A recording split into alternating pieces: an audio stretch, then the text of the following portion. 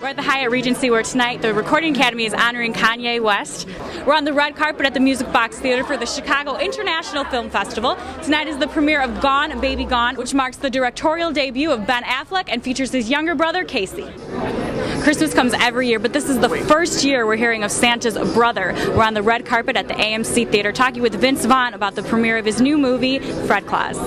You know him from Celebrity Fit Club. He's a retired Marine, and now he's written a book called No Excuses. Today on the Chicago Insider, we're here with Harvey Walden. We're here with Lance Bass, who just released his new book, Out of Sync, where he reveals some of the most important and private experiences of his life.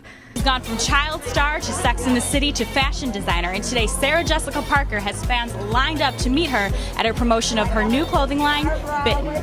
It's Friday night, and where should you head after work? Check out First Fridays at the Museum of Contemporary Art. I'm here at the Gary International Airport, and I'm about to take a ride in one of the very planes that you're going to be seeing flying over Lake Michigan in our very own Chicago Air and Water Show. You know what's interesting is that everybody expected a big feud, but you were really respectful and you gave 50 Cent a lot of credit. How come people don't talk about the respectful side of Kanye West? Well, you just did right there. It's always my that's what my whole conversation is always about, a level of respect. And when and when you see me, or when the media takes a situation and talks about me like spazzing out or being emotional or being convicted about my music, they're not really reading between the lines of what I'm saying. I'm saying it's a level of respect that should be given when you have an artist on a certain caliber and you have them doing a lot of work.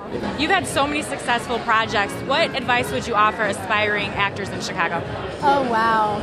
Just keep your integrity, because I think we're seeing that karma's a reality right now in the business, so you just got to keep your head on straight. How did it feel to have to keep part of your identity hidden in a time where you were part of a band that was experiencing so much prosperity? Oh, it was it was hard, to keep a secret. I had 4 of my best friends' careers in my hands, so I felt like I thought that if I did tell my story in the height of NSYNC, say that it would overshadow anything that we did professionally.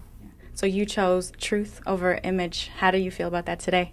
I love it. I think everyone should be true to themselves, for sure. What do you think about the way the media chooses to focus on things like someone's sexuality when things like war are going on? I think it's so stupid that people even care about sexuality anymore. Yeah. It's so far from what we need to be thinking about with all these issues that we're having in the world. Mm-hmm. But people love gossip. People love to feel better about themselves by looking into other people's private lives. You grew up on the south side of Chicago. How do you think your upbringing maybe influenced your no excuses mentality? Probably the discipline. I mean, growing up on the south side, you had a discipline you had to have the discipline to do the right thing and, stay away from the gangs, the drugs, and everything else. How did you train Marines differently from the way you worked with celebrities? That's a good question. I definitely can push the envelope a lot more with the Marines because, you train these guys to survive in combat situations and just to be a overall basically trained Marine that can take on anything. What would you do differently? I would have gone to the doctor more. I think in people in life, I think people should really get checked, and I don't think we do. I think we live so fast. What do you think it is that society is so obsessed with about seeing these people make mistakes as opposed to recognizing that they have some real problems and real issues to be dealing with? Watching Lindsay going in and out of rehab is fun. I'm going to hell. So why do you choose to report on the gossip end of issues as opposed to the real underlying problems? Because the real underlying problems are boring. Okay. And I'm shallow. Okay. But I'm so shallow, it's deep. Good. Now, is there anything you want your fans to know about you or what they can expect from Perez Hilton in the future? I love Chicago, but you have failed me. I need your help. If any of you know Oprah Winfrey, tell her that I love her. I need her to call me, and I want to be on her show. Okay, thank you so much. And it was lovely being on this one, too. Thank you.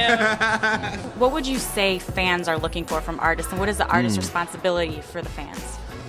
What I think fans are looking for from an artist is just good stuff, and I think that's basically the responsibility that an artist has to their fans, to do their best to give your audience the best product that you can come up with. You were into some trouble growing up. What was your perception of the courts? then? It didn't want anything to do with them.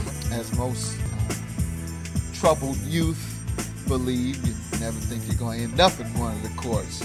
People don't know that it wasn't as if I went to law school and they rolled out the red carpet and said, yeah, we know you've gotten in trouble, but we love you anyway. No, in fact, I had a lot of obstacles. After I passed the bar exam, they held my license up. I didn't let that deter me, even though I had been turned down by the Ethics Committee and the Appeals Committee. I continued to fight and ultimately had to get my license at the Michigan Supreme Court. You were the most accomplished new hip-hop artist of 2006 with 2 #1 hits. What is it going to take for you to continue that success? I think I gotta outwork myself. I ain't gotta worry about no competition. Try to outdo what I did last go round and continue to stay humble. Okay, so my hue is turquoise and yours is blue. I guess I'm gonna be single forever. We only will be a match if you're magenta. Magenta? Yes. I think that's my favorite color. And really we want women to feel like they can make it personal themselves. And I never felt like, that it mattered as much to me if there was like sort of one boss and I was sort of working under him. You don't have to be anybody else to, be special or to be anything else. I think it's important for young girls to respect themselves and to love themselves just the way they are.